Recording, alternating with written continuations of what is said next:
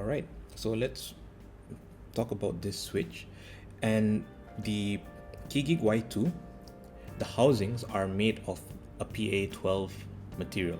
So PA12 is slightly stiffer or firmer than typical PA66. So it should lean itself more into like a clacky, but what happens is with this stem, they're actually using a UPE stem, which is softer than POM, and it has a very unique stem design.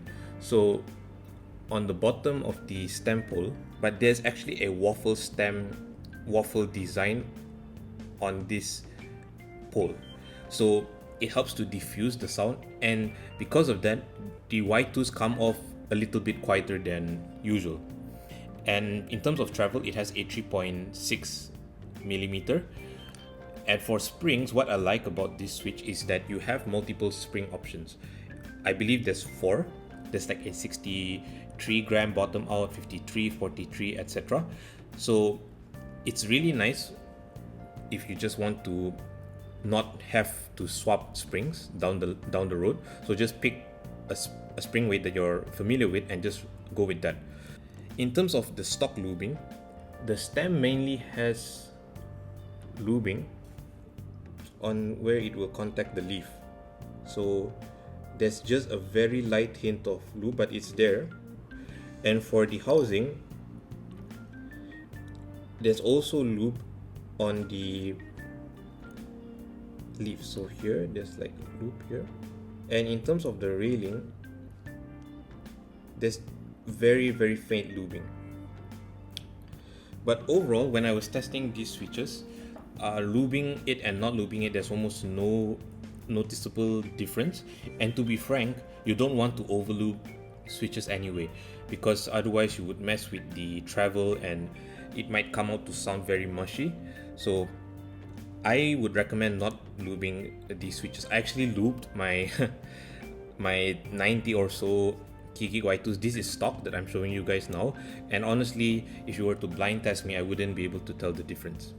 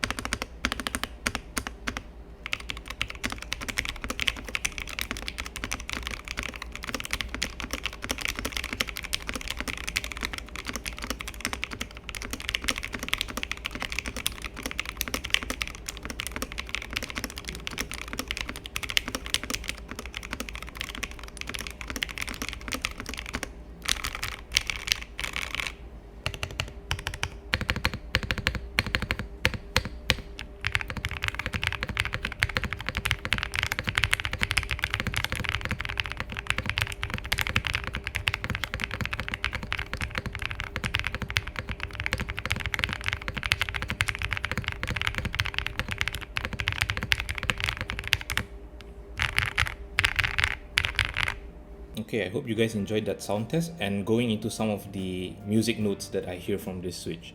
So out of the gates, It's an extremely deep switch. It's so far the deepest switch that I have in my current collection. It comes off with a bit of a woody and gummy undertone, which makes it a very low-key, almost near camouflaging type of switch that just blends into the background in a good way. It's quite muted, not as muted as the Milky Alus, but still low volume. So if you're looking for something with more volume, this is not the switch for you, but it's perfect for an office build. It has a very rounded tone, which gives it a very pleasing sound to the ear. It's not piercing or sharp. The only con I would say is that it has a very slightly sticky tone, which to me is a precursor to mushiness. But overall, it's a fantastic switch. So in terms of loudness, it's around 56 decibels. So that's about normal conversation or some background music sort of noise. So it's very soft, but it's not silent. Alright, moving into the stem wobble test. There's a bit of wobble on the north-south. Quite tight on the east to west, sort of wobbling. But overall, I think it's pretty good in terms of wobble. So if I put the keycap on, you can see there's not a lot of wobbling. So honestly, I think the Keygeek Y2s have really good stem wobble. Okay, so moving into the color effects. So I have the Keygeek Y2s on the alphas and some see-through switches on the others, like the function group. As you can see, I have chosen green as a color. It's my RGB. And for the alphas, there is some tinting coming through, or hue, orange hue specifically, where the switches are interfering with the coloring. So honestly, I wouldn't recommend the Keygeek Y2s if you're into lighting, unless you're going for a red, orange, or yellow sort of RGB backlight. But other colors, no, I wouldn't recommend it. So in summary, at such a value price, this is a fantastic switch for people looking for a deep talkie sound. And honestly, it's my top 3 recommendation for talkie switches. I do have some other talkie switches that I prefer more, but if someone were just looking for the deepest possible tone, this would be my default recommendation. It's honestly the deepest switch in my collection, at the expense of a slight stickiness in the sound. Also, due to its more muted profile, it may not suit people that want more volume, but it's a great candidate for office builds.